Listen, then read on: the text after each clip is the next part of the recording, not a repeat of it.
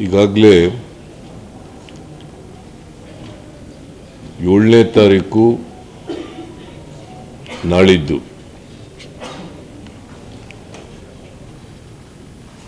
ಜಂತರ್ ಮಂತರ್ನಲ್ಲಿ, ದೆಹಲಿಯ ಜಂತರ್ ಮಂತರ್ನಲ್ಲಿ ಕಾಂಗ್ರೆಸ್ ಸರ್ಕಾರ ಮತ್ತು ಪಕ್ಷ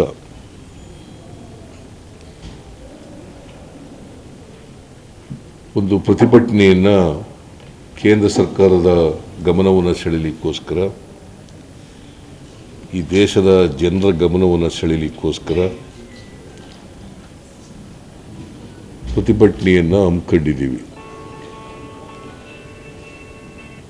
ಇಲ್ಲಿವರೆಗೆ ನಾವು ಯಾವತ್ತೂ ಕೂಡ ದಿಲ್ಲಿನಲ್ಲಿ ಪ್ರತಿಭಟನೆ ಮಾಡಿರಲಿಲ್ಲ. ಆದರೆ ಅನಿವಾರ್ಯ ಕಾರಣಗಳಿಂದ ಪ್ರತಿಭಟನೆಯನ್ನು ಮಾಡಲೇಬೇಕಾದಂಥ ಪರಿಸ್ಥಿತಿ ಬಂದೊದಗಿದೆ.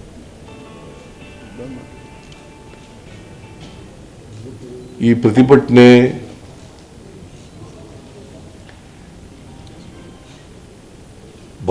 ಕಾಂಗ್ರೆಸ್ ಪಕ್ಷ ಭಾರತೀಯ ಜನತಾ ಪಕ್ಷದ ವಿರುದ್ಧ ಮಾಡ್ತಕ್ಕಂಥ ಪ್ರತಿಭಟನೆ ಅಲ್ಲ.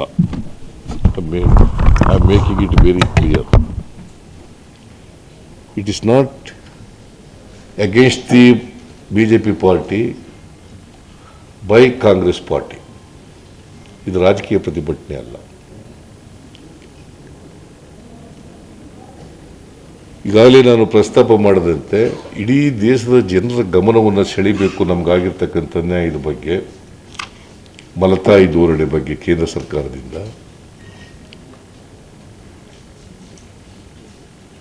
ಹಣಕಾಸು ಹಂಚಿಕೆಯಲ್ಲಿ ಆಗಿರ್ತಕ್ಕಂಥ ತಾರತಮ್ಯದ ಬಗ್ಗೆ,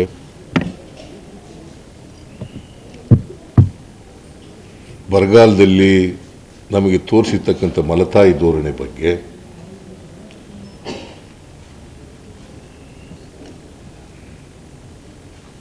ಈ ಕಾರಣಗಳಿಗೋಸ್ಕರವಾಗಿ ನಾವು ಈ ಪ್ರತಿಭಟನೆಯನ್ನು ಹಮ್ಮಿಕೊಂಡಿದ್ದೀವಿ. ಜಂತರ್ ಮಂತರ್ನಲ್ಲಿ 11 ಗಂಟೆಗೆ ಈ ಪ್ರತಿಭಟನೆ ಪ್ರಾರಂಭ ಆಗ್ತದೆ.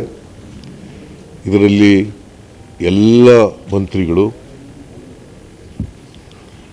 ಎಲ್ಲ ಶಾಸಕರು, ಕೆಳಮನೆ ಮತ್ತು ಮೇಲ್ಮನೆ ಸದಸ್ಯರುಗಳು ಎಲ್ಲರೂ ಕೂಡ ಭಾಗವಹಿಸ್ತಾ ಇದ್ದಾರೆ.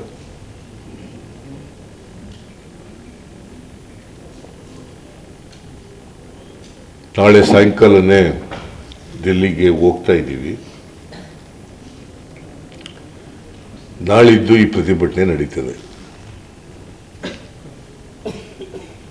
ನಾವು ಸ್ವಾತಂತ್ರ್ಯ ಬಂದ ಮೇಲೆ ನಮ್ಮ ದೇಶದಲ್ಲಿ ಒಕ್ಕೂಟದ ವ್ಯವಸ್ಥೆಯನ್ನು ಒಪ್ಕೊಂಡಿದ್ದೀವಿ.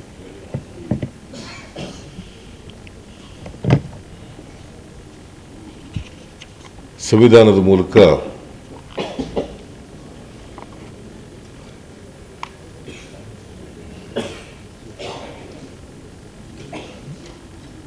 ಕೇಂದ್ರ ಮತ್ತು ರಾಜ್ಯ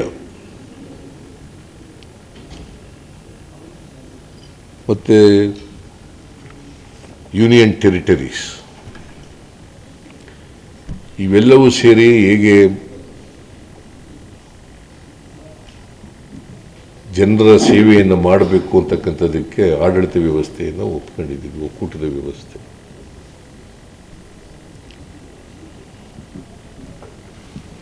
ದೇಶ ಅಂತಂದರೆ ರಾಜ್ಯಗಳು ಮತ್ತು ಕೇಂದ್ರಾಡಳಿತ ಪ್ರದೇಶಗಳಿಂದ ಕೂಡಿರ್ತಕ್ಕಂಥದ್ದು. ಕೇಂದ್ರಕ್ಕೆ ಬರ್ತಕ್ಕಂಥ ತೆರಿಗೆ ರಾಜ್ಯಗಳಿಂದ ಬರ್ತಕ್ಕಂಥ ತೆರಿಗೆ, ಕೇಂದ್ರಾಡಳಿತ ಪ್ರದೇಶಗಳಿಂದ ಬರ್ತಕ್ಕಂಥ ತೆರಿಗೆ. ಐ ರಿಪೀಟ್, ಕೇಂದ್ರ ಸರ್ಕಾರದ ತೆರಿಗೆ ಹಣ ಅಂತಂದರೆ ರಾಜ್ಯಗಳಲ್ಲಿ ವಸೂಲಾಗ್ತಕ್ಕಂಥ ತೆರಿಗೆ ಹಣ, ಅದು ಕೇಂದ್ರ ಸರ್ಕಾರಕ್ಕೆ ಆಗ್ತದೆ ಮತ್ತು ರಾಜ್ಯ ಸರ್ಕಾರಕ್ಕೂ ಕೆಲವು ಬರ್ತವೆ. ಈ ತೆರಿಗೆ ಹಣ ಈಗ income tax, corporate tax, GST, petrol diesel ಮೇಲೆ ಬರ್ತಕ್ಕಂಥ ತೆರಿಗೆ,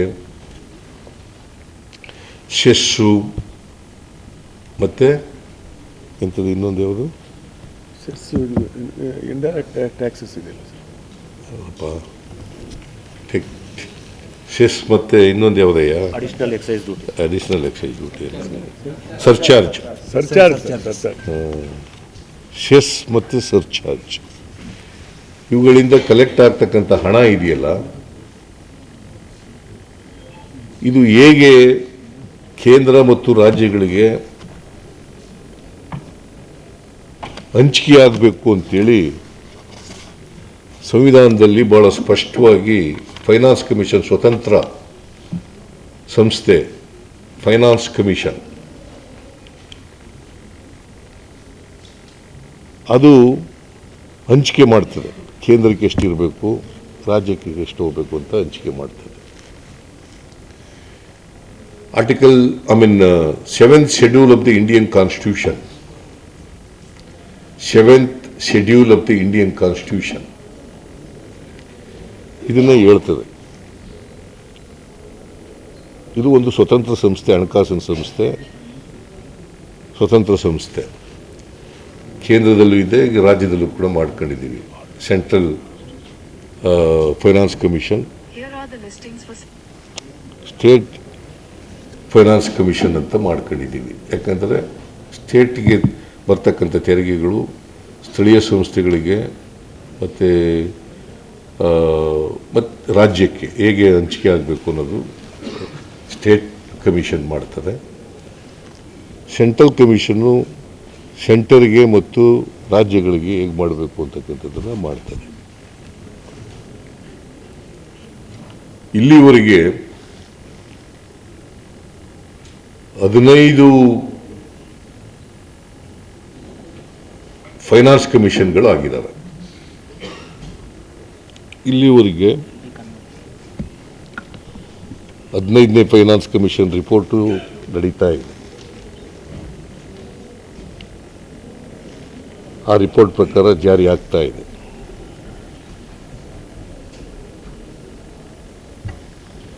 ಹದಿನಾಲ್ಕು ಫೈನಾನ್ಸ್ ಕಮಿಷನ್ನು 15-16ರಿಂದ 19-20ರವರೆಗೆ,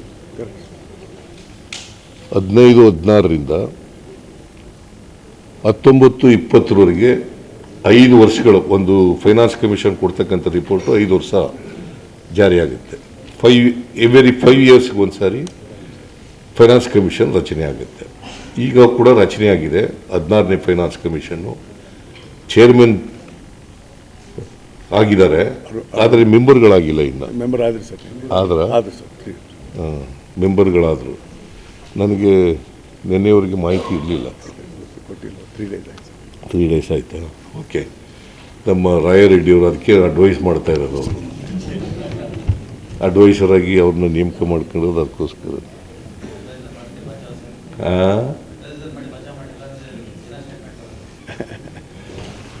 ಸೊ ಮೆಂಬರ್ಗಳು ಕೂಡ ನೇಮಕ ಮಾಡಿದ್ದಾರೆ. ಇವರು 2026ರವರೆಗೆ ಅಕ್ಟೋಬರ್ವರೆಗೆ ಫೈನಲ್ ರಿಪೋರ್ಟನ್ನು ಕೊಡಬೇಕು. 16ನೇ finance commission October 31st October. So 14ನೇ ಫೈನಾನ್ಸ್ ಕಮಿಷನ್ನಲ್ಲಿ ಕರ್ನಾಟಕ ರಾಜ್ಯಕ್ಕೆ 42% ತೆರಿಗೆಯನ್ನು ಹಂಚಿಕೆ ಮಾಡಿದ್ರು. ಸ್ಟೇಟ್ಗೆ, ನಮ್ಮ ರಾಜ್ಯಕ್ಕೆ 4.73. ಅಲ್ಲ ಹೇಳ್ತೀನಿ,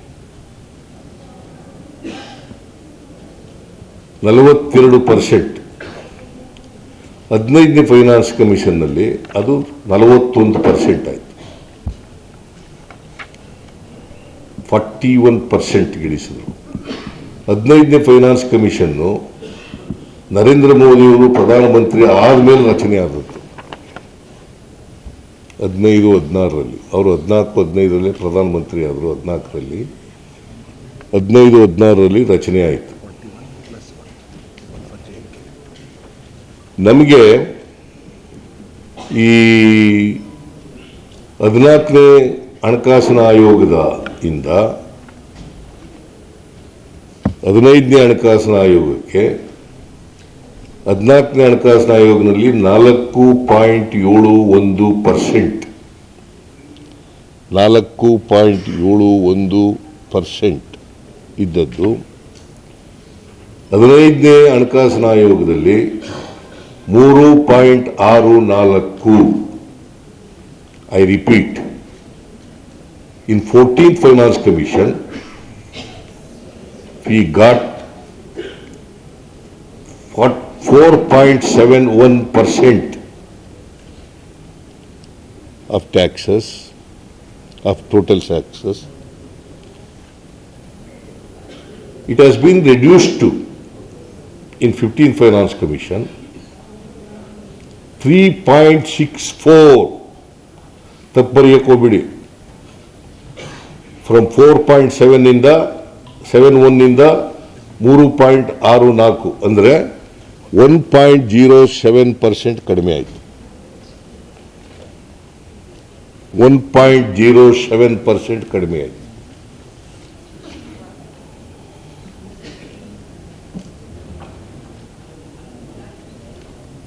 ಅದರಿಂದ ಈ 4 ವರ್ಷಗಳಲ್ಲಿ ಈ 15ನೇ ಹಣಕಾಸಿನ ಆಯೋಗ ಬಂದ ಮೇಲೆ 20, 21, 22, 23, 24 ಈ 4 ವರ್ಷದಲ್ಲಿ ಸುಮಾರು 45,000 ಕೋಟಿ ರೂಪಾಯಿ ಕಡಿಮೆ ಆಯಿತು. ಎಷ್ಟು ಕಡಿಮೆ ಆಯಿತು? 45,000 crores.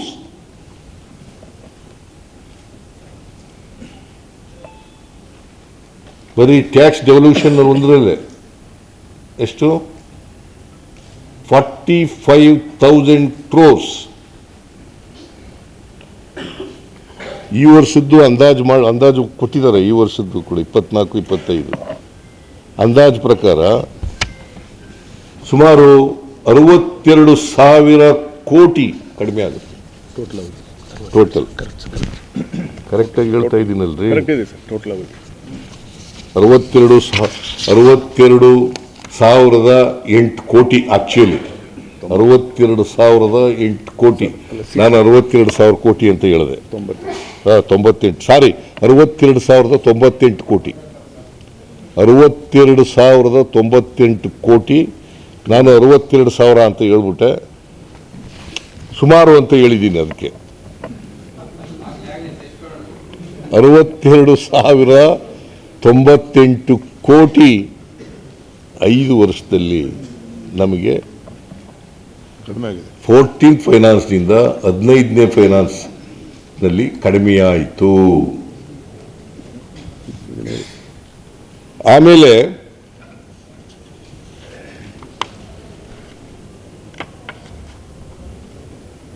ಈ ಒಕ್ಕೂಟದ ವ್ಯವಸ್ಥೆಯಲ್ಲಿ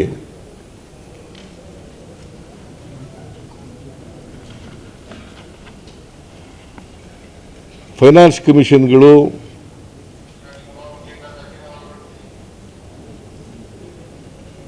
ಹಂಚಿಕೆ ಮಾಡುವಾಗ ಅವರಿಗೆ ಮನವರಿಕೆ ಆಯಿತು.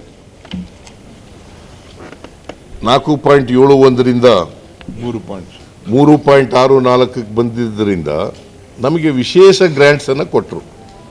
ಸ್ಪೆಷಲ್ ಗ್ರ್ಯಾಂಟ್ಸ್ 5,495 ಕೋಟಿ 5,495 ಕೋಟಿ ರೂಪಾಯಿಗಳನ್ನು ಅವ್ರಿಗೇನೆ ಫೈನಾನ್ಸ್ ಕಮಿಷನ್ ಅವ್ರಿಗೇನೆ ಮನವರಿಕೆಯಾಗಿ ನಮಗೆ ಸ್ಪೆಷಲ್ ಗ್ರ್ಯಾಂಟ್ಸನ್ನು 5,495 ಕೋಟಿ ಕೊಟ್ಟರು. ಇದು ಇಂಟ್ರೀಮ್ ಬಜೆಟ್ನಲ್ಲಿ ಕೊಟ್ಟದ್ದು.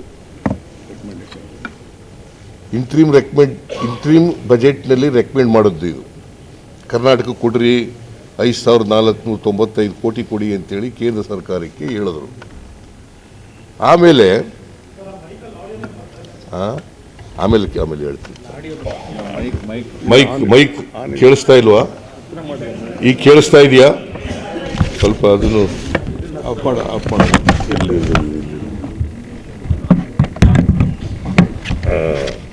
ಕೇಳಿಸ್ತಾ ಇದೆಯಾ? ಓಕೆ.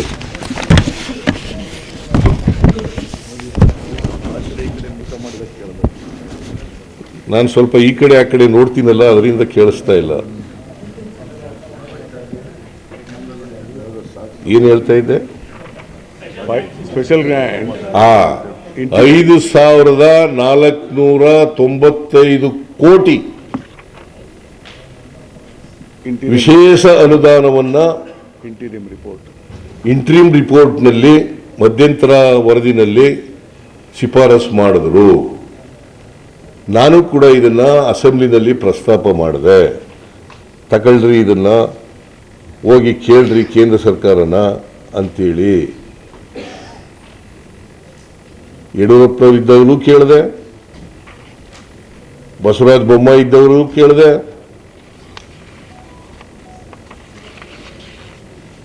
ಇದನ್ನ ನಮ್ಮ ರಾಜ್ಯದಿಂದ ಡೆಲ್ಲಿನಲ್ಲಿ ಪ್ರತಿನಿಧಿಸ್ತಕ್ಕಂಥ ನಿರ್ಮಲಾ ಸೀತಾರಾಮನ್ ಹಾಗೂ ಕೇಂದ್ರದ ವಿತ್ತ ಸಚಿವೆ, ಹಣಕಾಸಿನ ಸಚಿವೆ ಇದನ್ನ ತಿರಸ್ಕಾರ ಮಾಡಿದ್ರು. ಏನ್ ಮಾಡಿದ್ರು? ತಿರಸ್ಕಾರ ಮಾಡಿದ್ರು, ಕೊಡ್ಲಿಲ್ಲ. ಆಮೇಲೆ ಫೈನಲ್ ರಿಪೋರ್ಟ್ನಲ್ಲಿ 300 ಕೋಟಿ ರೂಪಾಯಿ ಅಲ್ಲ 3,000 ಕೋಟಿ ರೂಪಾಯಿ ಪೆರಿಫೆರಲ್ ರಿಂಗ್ ರೋಡ್ಗೆ. 6,000 ಆಲ್ರಿ, ಸುಮ್ಮನೆ ನೀವು ಯಾಕೆ ಮಧ್ಯದಲ್ಲಿ ಬಾಯ್ ಹಾಕ್ತೀರಿ? ಜಲಮೂಲಗಳ ಅಭಿವೃದ್ಧಿಗೆ 3,000 ಕೋಟಿ,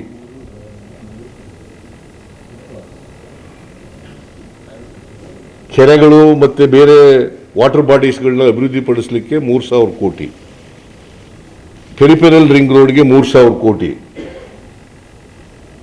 ಒಟ್ಟು 6,000 ಕೋಟಿ ರೂಪಾಯಿಗಳನ್ನ ನಮಗೆ ಅಡಿಷನಲ್ ಆಗಿ ಕೊಡಬೇಕು ಅಂತ ಶಿಫಾರಸು ಮಾಡಿದ್ರು.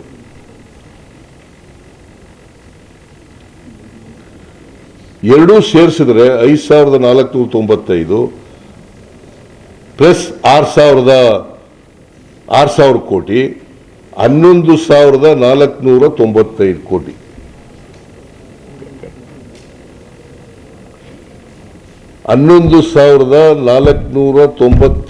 ಕೋಟಿ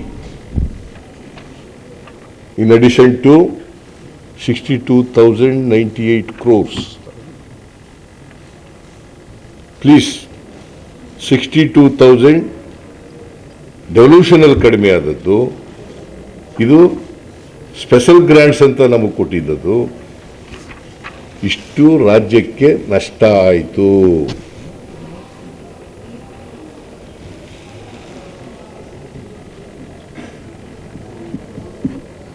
ಹನ್ನೊಂದು ಸಾವಿರ, 10,000 ಅಲ್ಲ,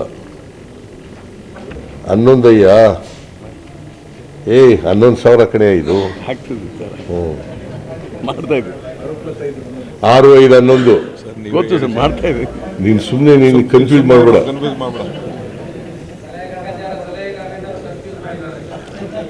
ಎಲ್ಲ ಒಂದು ಸಾರಿ ಆಯ್ತವ, ಏನು ಮಾಡೋಕ್ಕಾಗಲ್ಲ.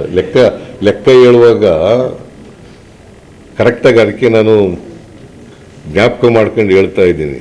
11,495 ಕೋಟಿ, ಅದು ಪ್ಲಸ್ 62,000 ಡೆವಲ್ಯೂಷನ್ ಅಲ್ಲಿ ಕಡಿಮೆ ಆದಂತ 5 ವರ್ಷಗಳಲ್ಲಿ 62,098 ಕೋಟಿ. ಟೋಟಲಿ 73,593 ಕೋಟಿ ನಮಗೆ ಕಡಿಮೆ ಆಯಿತು. 14th ಫೈನಾನ್ಸ್ ಕಮಿಷನ್ನಿಂದ 15th ಫೈನಾನ್ಸ್ ಕಮಿಷನ್ನಲ್ಲಿ ನಮಗೆ ಕಡಿಮೆ ಆಯಿತು. This is number 1. Number 2, GST ಜಾರಿ ಬಂತು. GST ಅವೈಜ್ಞಾನಿಕವಾಗಿದೆ ಅಂತೇಳಿ ನಾವು ಹೇಳೋದು, ಆದರೂ ಜಾರಿ ಮಾಡಿದ್ರು. GST ಕೌನ್ಸಿಲ್ನಲ್ಲಿ ಅವರಿಗೆ ಬಹುಮತ ಇರೋದ್ರಿಂದ ಅದನ್ನು ಜಾರಿ ಮಾಡಿದ್ರು. ನಾವು GST ಜಾರಿ ಬಂದಂಥ ಸಂದರ್ಭದಲ್ಲಿ ನಮ್ಮ ಟ್ಯಾಕ್ಸ್ ಗ್ರೋತು 15% ಇತ್ತು. GST ಬಂದಾಗ ಟ್ಯಾಕ್ಸ್ ಗ್ರೋತು 15% ಇತ್ತು. ಕೇಂದ್ರ ಸರ್ಕಾರ ಅವರು ಏನು ಹೇಳಿದ್ರು, GST ಜಾರಿಗೆ ಬಂದ ಮೇಲೆ ತೆರಿಗೆ ಜಾಸ್ತಿ ಆಗ್ತದೆ, ನಿಮಗೆ ಡೆವಲ್ಯೂಷನ್ ಕೂಡ ಜಾಸ್ತಿ ಬರ್ತದೆ,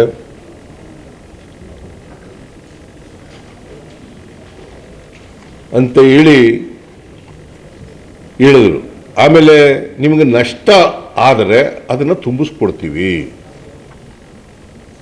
15% ಏನು ಈಗ ಟ್ಯಾಕ್ಸ್ ಗ್ರೋತ್ ಇದೆ, ಅದನ್ನು ಅವರೇಜ್ ರಾಷ್ಟ್ರದಲ್ಲಿ 14% ಅಂತ ತೀರ್ಮಾನಕ್ಕೆ ಬಂದರು. 14% ಅಷ್ಟು ನಷ್ಟವನ್ನು ನಾವು ಪರಿಹಾರ ರೂಪದಲ್ಲಿ ಕೊಡ್ತೇವೆ. ರಾಜ್ಯಕ್ಕಾದಂಥ ನಷ್ಟವನ್ನು ಪರಿಹಾರ ರೂಪದಲ್ಲಿ ಕೊಡ್ತೇವೆ. ಅದು 5 ವರ್ಷ ಆಮೇಲೆ ಮುಂದುವರೆದು ನೋಡೋಣ ಅಂತ ಹೇಳಿದರು. ನಷ್ಟ ಮುಂದುವರೆದ್ರೆ ಈಗ ಅದನ್ನು ಜೂನ್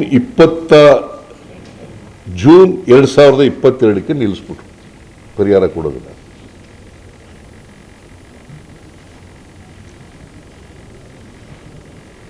ಜೂನ್ 2022ಕ್ಕೆ ನಿಲ್ಲಿಸ್ಬಿಟ್ರು. ಈಗ ಪರಿಹಾರ ಕೊಡ್ತಾ ಇಲ್ಲ.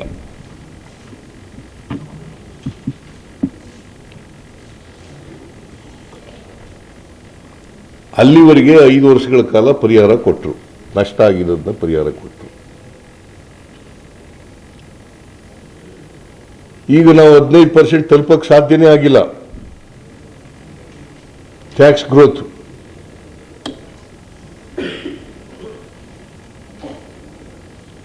ಅದಕ್ಕೆ ನಾವು ಒತ್ತಾಯ ಮಾಡೋದು ಕೇಂದ್ರ ಸರ್ಕಾರಕ್ಕೆ, ಈ ಪರಿಹಾರ ಕೊಡೋದನ್ನು ಮುಂದುವರಿಸಿ ಅಂತ ಒತ್ತಾಯ ಮಾಡೋದು.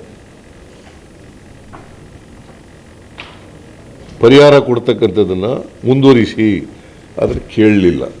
ಯಾಕಂತಂದರೆ GST ಕೌನ್ಸಿಲ್ನಲ್ಲಿ ನಮ್ಮವರಿದ್ದರೂ ಕೂಡ ಅವರ ರಾಜ್ಯಗಳು ಮುಖ್ಯಮಂತ್ರಿಗಳೇ ಜಾಸ್ತಿ ಇರೋದ್ರಿಂದ, ಅವ್ರ ಪ್ರತಿನಿಧಿಗಳೇ ಜಾಸ್ತಿ ಇರೋದ್ರಿಂದ ಅಲ್ಲಿ ಮೆಜಾರಿಟಿ ಮೆಂಬರ್ಸ್ಗಳ ಮೇಲೆ ಡಿಸಿಷನ್ ಆಗಿ ಅದು ಕೊಡ್ಲಿಕ್ಕಾಗಲಿಲ್ಲ. So this is the position.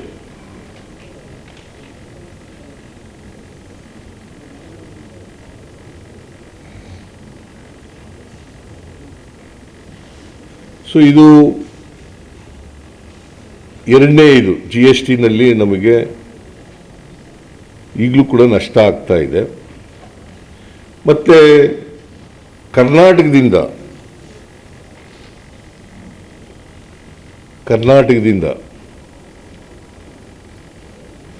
ಸುಮಾರು 4,30,000 ಕೋಟಿ ತೆರಿಗೆ ವಸೂಲಾಗ್ತದೆ. ಕರ್ನಾಟಕದಿಂದ 4,30,000 ಕೋಟಿ ರೂಪಾಯಿಗಳಷ್ಟು ಸುಮಾರು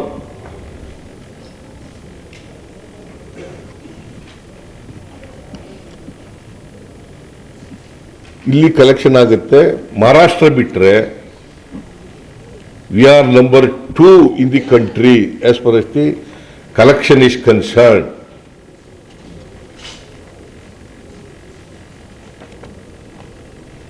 ಟ್ಯಾಕ್ಸ್ ಕಲೆಕ್ಟ್ ಮಾಡೋದ್ರಲ್ಲಿ ಮಹಾರಾಷ್ಟ್ರ ರಾಜ್ಯವನ್ನು ಬಿಟ್ಟರೆ Karnataka number 2 in the country.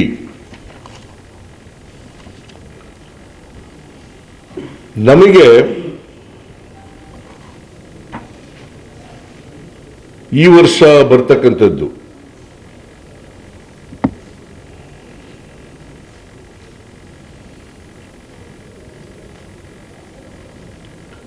ತೆರಿಗೆ ಪಾಲಿನಲ್ಲಿ, ಅಂದರೆ 23-24ನೇ ವರ್ಷಕ್ಕೆ ಬರ್ತಕ್ಕಂಥದ್ದು ತೆರಿಗೆ ಪಾಲಿನಲ್ಲಿ 37,252 ಕೋಟಿ. 37,252 ಕೋಟಿ. ಸೆಂಟ್ರಲಿ ಸ್ಪಾನ್ಸರ್ಡ್ ಸ್ಕೀಮ್, ಕೇಂದ್ರ ಪುರಸ್ಕೃತ ಯೋಜನೆ, ಗ್ರಾಂಟ್ಸ್ ಬರೋದು. ಅದರಲ್ಲಿ 13,005 ಕೋಟಿ ಕರೆಕ್ಟಾಗಿ ಹೇಳ್ತೀನಿ ಬಿಡಪ್ಪ, ನನಗೆ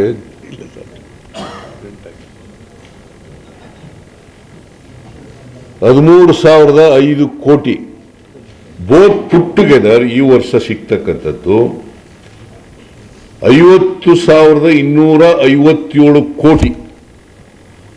ವೆರಾಸ್ the collection from Karnataka is 4,30,000 crores. But we are getting back 50,257 crores. That means to say 100 ರೂಪಾಯಿನಲ್ಲಿ 12ರಿಂದ 13 ರೂಪಾಯಿ ನಾವು ಸಿಕ್ಕುತ್ತೆ. ಪ್ಲೀಸ್, 100 ರೂಪಾಯಿ ನಾವು ತೆರಿಗೆ ಕೊಟ್ಟರೆ ಕರ್ನಾಟಕದಿಂದ 100 ರೂಪಾಯಿ ಹೋದ್ರೆ ನಮ್ಗೆ ವಾಪಸ್ ಬರೋದು 12ರಿಂದ 13 ರೂಪಾಯಿ ಬರ್ತದೆ. ಇನ್ನು ಉಳಿದೋದಿಲ್ಲ ಕೇಂದ್ರ ಸರ್ಕಾರ ಇಟ್ಕೊತದೆ.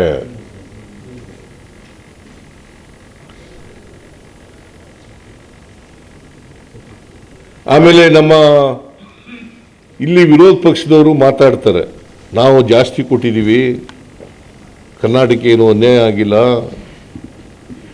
ಎಲ್ಲ ಏನು ಬಾಕಿ ಕೊಡಬೇಕಾಗಿಲ್ಲ ಅಂತೆಲ್ಲ ಮಾತಾಡ್ತಾರೆ. ನಿಮಗೆ ಅದ್ರ ಜೊತೆಗೆ ಬಜೆಟ್ ಗಾತ್ರನೂ ಹೇಳ್ಬೇಕಲ್ಲ ಅವರು, ಎಷ್ಟು ದುಡ್ಡು ಬಂತು ಅನ್ನೋದ್ರ ಜೊತೆಗೆ ಬಜೆಟ್ ಗಾತ್ರ ಹೇಳ್ಬೇಕು. ಈಗ ನಾನು ಅದಕ್ಕಿಂತ ಹಿಂದೆ ಹೋಗಲ್ಲ, 17-18ರಲ್ಲಿ the budget size was of the government of India, ನಮ್ದಲ್ಲ, ಬಜೆಟ್ ಸೈಜು 21 ಲಕ್ಷ. ಇಲ್ಲ ಇದು 21,46,735 ಕೋಟಿ ಅವತ್ತು ಬಜೆಟ್ ಇದ್ದದ್ದು 17-18. ನಮಗೆ ಡೆವಲ್ಯೂಷನ್ ಬಂದಿದ್ದದ್ದು 31,908 ಕೋಟಿ. ಗ್ರಾಂಟ್ಸ್ ಬಂದಿದ್ದದ್ದು ಸೆಂಟ್ರಲಿ ಸ್ಪಾನ್ಸರ್ಡ್ ಸ್ಕೀಮ್ಗಳಲ್ಲಿ 16,082 ಕೋಟಿ.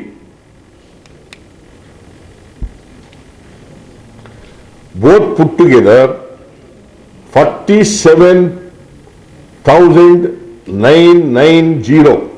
ಇದು 17-18ರಲ್ಲಿ ನಮಗೆ ಕರ್ನಾಟಕಕ್ಕೆ ಸಿಕ್ಕಿದ್ದಂಥ ಹಣ 47,990 ಕೋಟಿ.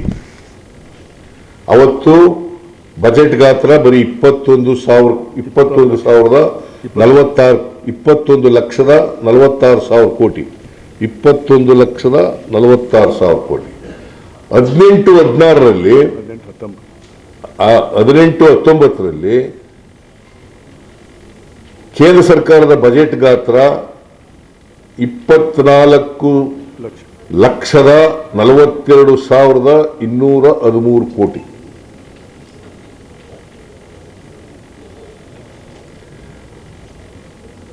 ಆಗ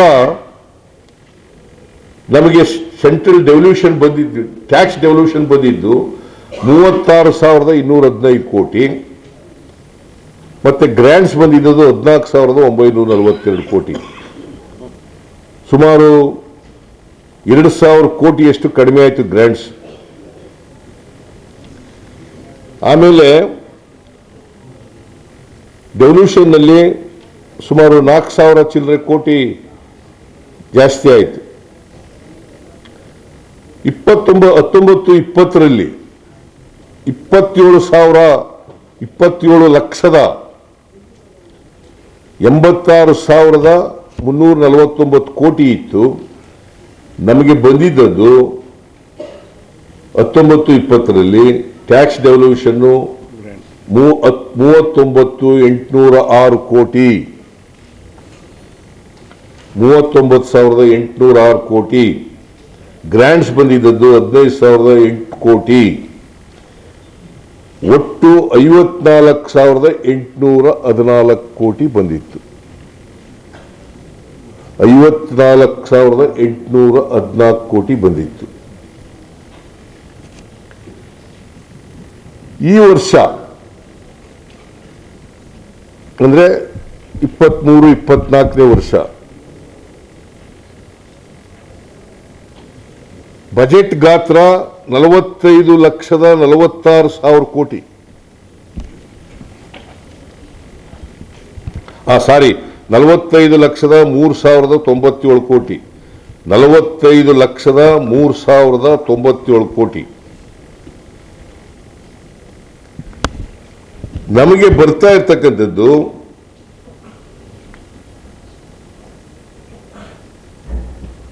37,252 ಕೋಟಿ ಟ್ಯಾಕ್ಸ್ ಡೆವಲ್ಯೂಷನ್ ನಲ್ಲಿ, 13,005 ಕೋಟಿ ಗ್ರಾಂಟ್ಸ್ ನಲ್ಲಿ, 50,250. ಒಟ್ಟು 50,257 ಕೋಟಿ ಅಂತಂದ್ರೆ 18-19ರಲ್ಲಿ 24,42,000 ಕೋಟಿ ಗಾತ್ರ ಇದ್ದಾಗ 51,157 ಕೋಟಿ ಬಂತು. ಈಗ 45,03,000 ಕೋಟಿ ಇರುವಾಗ ಬರೀ 50,257 ಕೋಟಿ ಬರ್ತದೆ. ಪರ್ಸೆಂಟೇಜ್ 2.2 ಇಂದ 1.23 ಇಳಿತದೆ. ಆಮೇಲೆ ಡೆವಲ್ಯೂಷನ್ ಎಷ್ಟಾಗುತ್ತದೆ ಅಂತಂದ್ರೆ 2.2 ಇಂದ 17-18ರಲ್ಲಿ 2.2 ಇದ್ದದ್ದು ನಮ್ಮ ಡೆವಲ್ಯೂಷನ್ ಮತ್ತೆ ಗ್ರಾಂಟ್ಸು 24-25ಕ್ಕೆ 1.23 ಇಳಿತದೆ. 1.23 ಕಡಿಮೆ ಆಯ್ತು ಜಾಸ್ತಿ ಆಯ್ತಾ? ಕಡಿಮೆ 50%. ಮತ್ತೆ ಇವ್ರು ಜಾಸ್ತಿ ಆಗದೆ ಅಂತಾರೆ. ಅವ್ರ ಲೆಕ್ಕ ಹೆಂಗೆ? ಲೆಕ್ಕ ಇದು ಒಂದೇ ಲೆಕ್ಕ.